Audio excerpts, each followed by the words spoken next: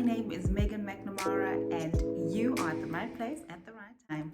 Thank you for joining me today. To all my new subscribers, welcome. It's great to have you here. It's great to see the family growing.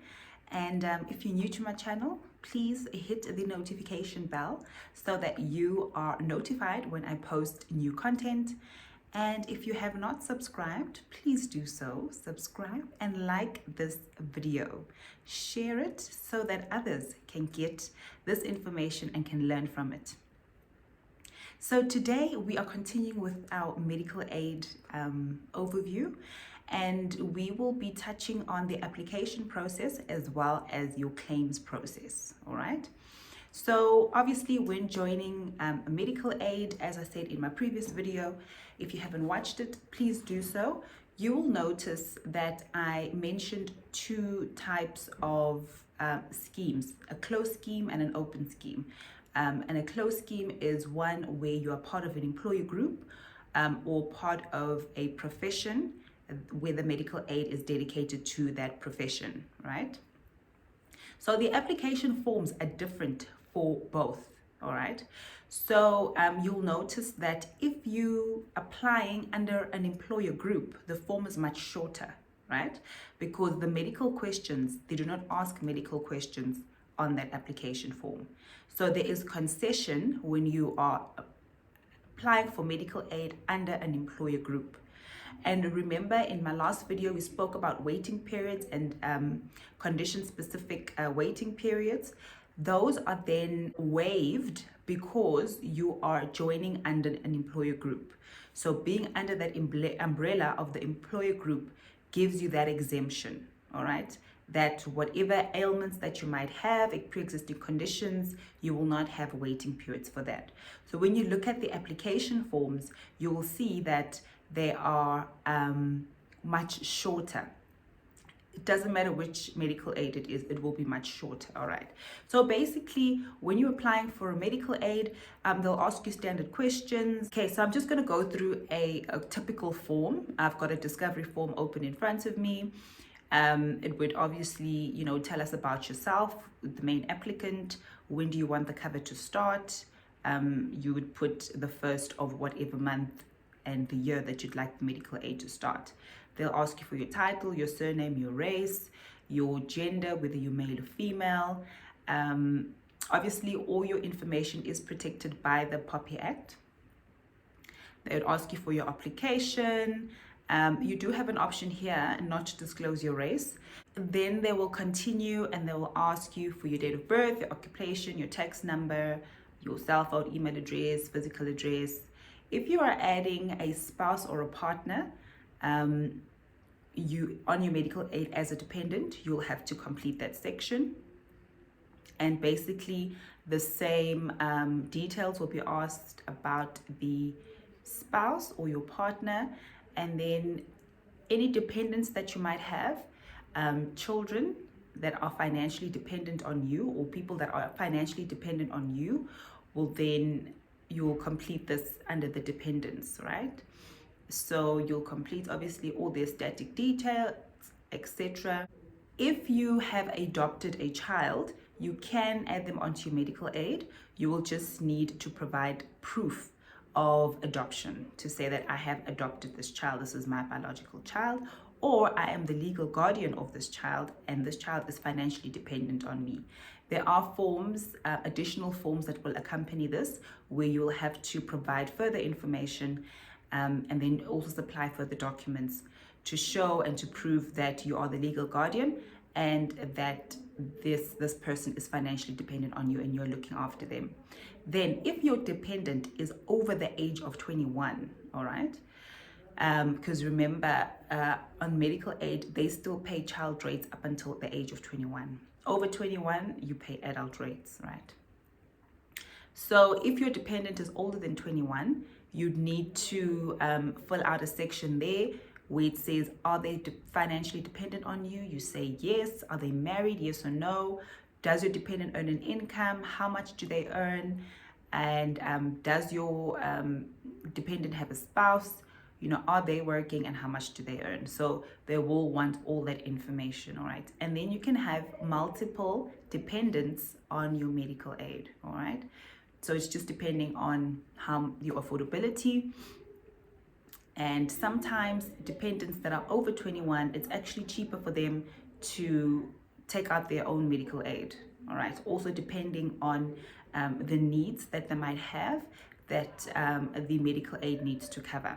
So you need to look at things like that. And then you don't always have to have a financial advisor on your medical aid. If you do have one, you fill out the medical aid details. If you don't have one, you skip that option. Then you will select your plan, and they've put a whole table of plans.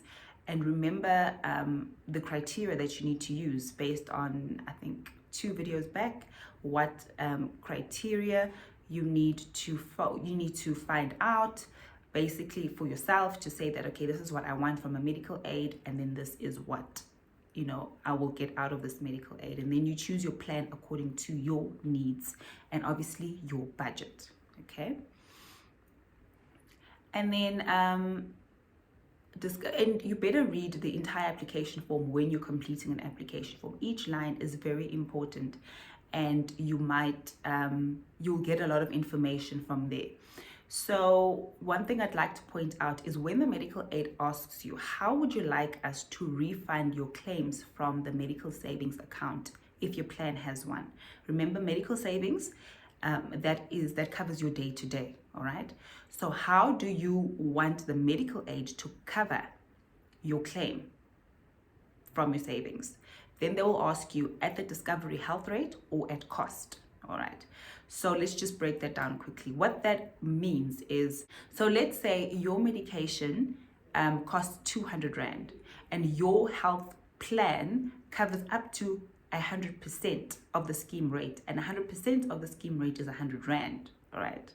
They will still cover your claim at cost up to 200 Rand, although it's over and above the scheme rate, because it's your money. Remember, the savings portion is your money. It's just not in your bank account. It's in the medical aid savings account, okay? So then at cost, they will pay the claim in full.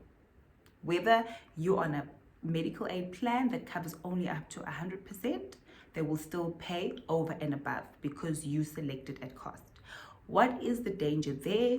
The danger there is that you quickly deplete your medical aid savings because they are paying all your claims at cost.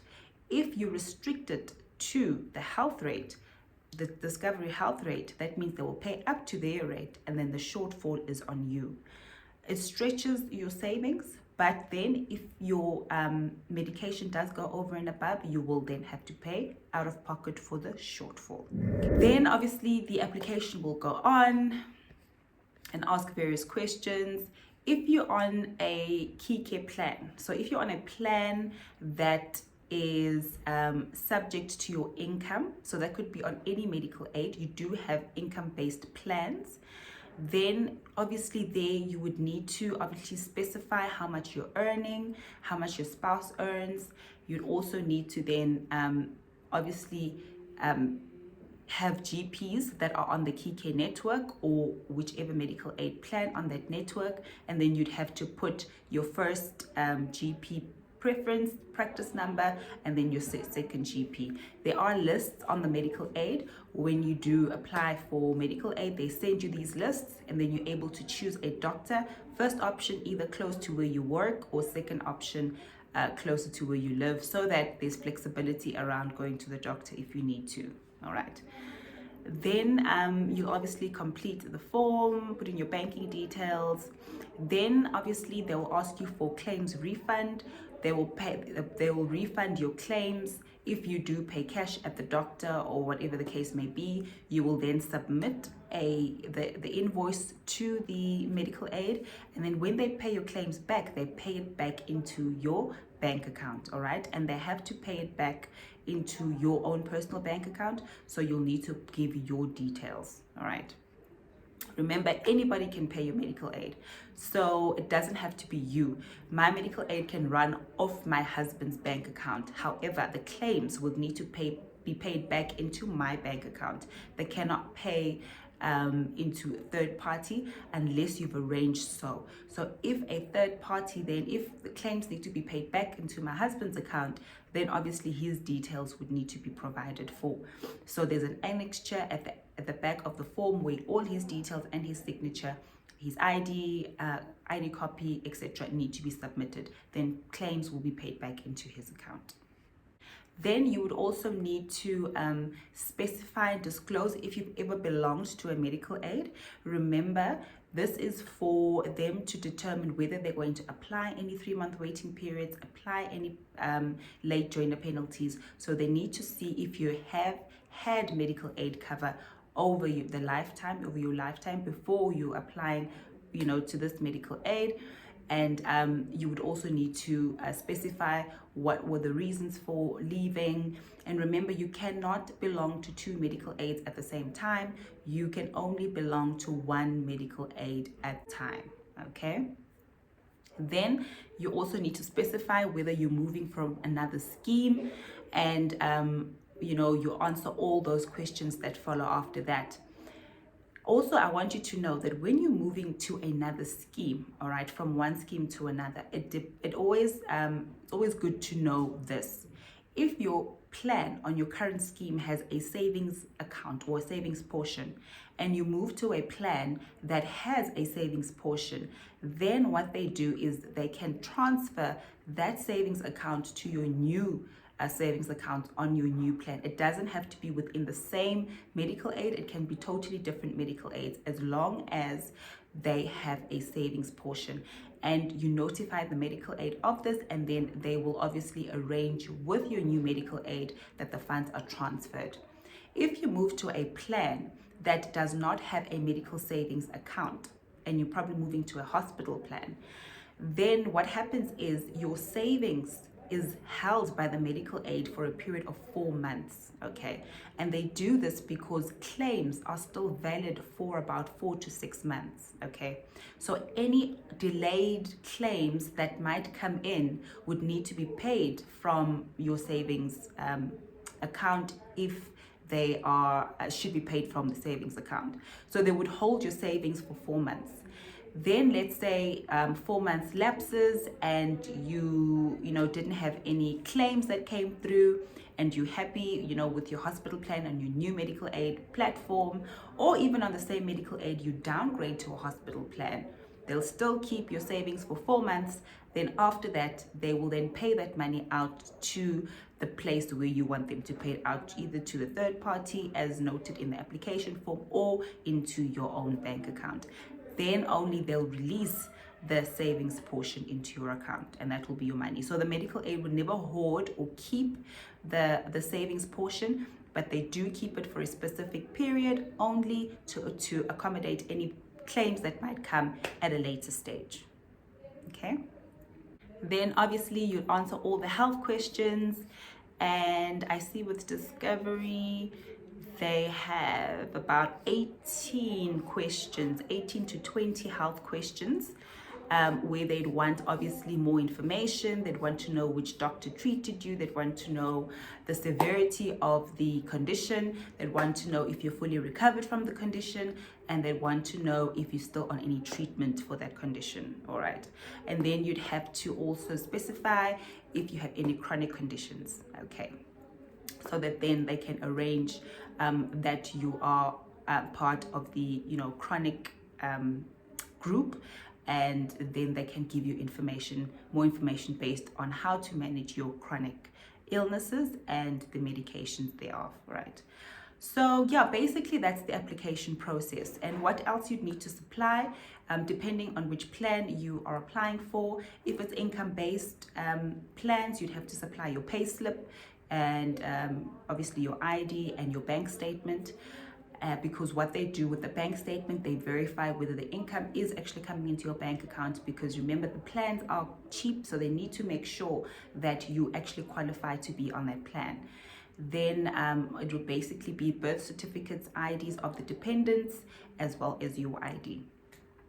And yeah, that's it. And the process usually takes between 5 to 7 working days to process and then to get a medical aid number, and then you get a card, and then you get a medical aid certificate that shows that you, the main member, spouse is the dependent, and then all your other dependents on there. And cards are usually printed within a few days. If the medical aid has an app, you download the app and you then get a virtual card on your medical aid. And that's how then you can either use your virtual card or you use your manual card. And yeah, so that's the entire process of the applications process. It is quite straightforward. Sometimes then you'll come back with either exclusions, they'll come back with waiting periods and condition-specific waiting periods, depending on how you completed the application form, how you completed the medical questions, all right? And you can always push back if you believe that, listen, this condition is not that serious. They might require further confirmation from either your doctor to say that, this condition is not as severe as, they would think.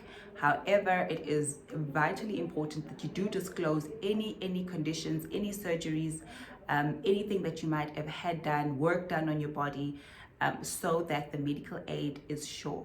If you do not disclose in the beginning and they find out, okay, because remember, everything is connected, all right? If it does come out that you've had a back op and you did not disclose this back op, they can repudiate any back op, neck, back, shoulder, whatever ops in future, or claims that you might have in future, or they might not even approve any of your elective surgeries if you did not fully disclose any conditions that you might have had in the past. All right, basically that is the entire applications process. Is quite straightforward. It is not really difficult. All you need to do is just to wait it out for a few days until you get feedback from the medical aid. Should they require anything from you, they will definitely ask you questions, further questions for that. And if they need anything else, they will definitely let you know. So you can either submit the applications yourself directly to Discovery, or if you have a broker, it's done through your broker's office, all right? And the broker's office will liaise with you to say, this is what we need. Usually, sometimes when cards are ready, they are delivered to the broker's office, and a broker will arrange the card delivery to you, or your cards are delivered directly to you. So it just depends on the arrangements that you make, right? So that is the medical aid and the applications process. In our next video, we're going to do the claims process. And yes, see you in the next one. Thank you for joining me. God bless and take care. Goodbye.